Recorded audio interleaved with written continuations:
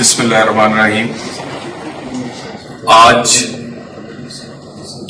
تحریک لبیک پاکستان اور اس کے وفد سے ایک بڑی لمبی نشست ہوئی اور اس کے بعد ایک مشترکہ اعلامیہ جو ہے اس پر ہم دونوں متفق ہوئے اور اس پہ سائن ہوئے۔ میں اس کو پڑھ دیتا ہوں آپ کو۔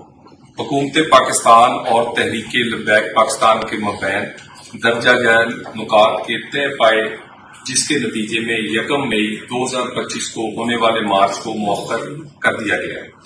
حکومت پاکستان اسرائیل کی ناجائز ریاست سے متعلق بانی پاکستان قائد اعظم محمد علی جناح کے بیانیے کا اعادہ کرتی ہے اور کرتی رہے گی۔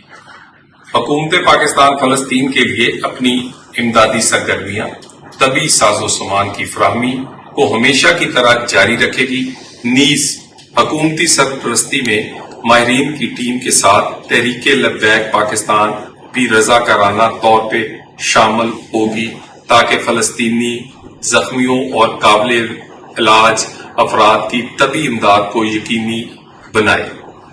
وزیر اعظم پاکستان فلسطین میں جاری ظلم و جبر کو فوری رکوانے کے لیے تمام اسلامی ممالک بالخصوص سعودی عرب، مصر، اردن، قطر، ترکیہ کے سربراہان کے ساتھ رابطہ کر کے اس بات پر براہ راست زور دیں گے کہ غزہ میں انسانی سوز مظالم کو فی الفور روکا جائے۔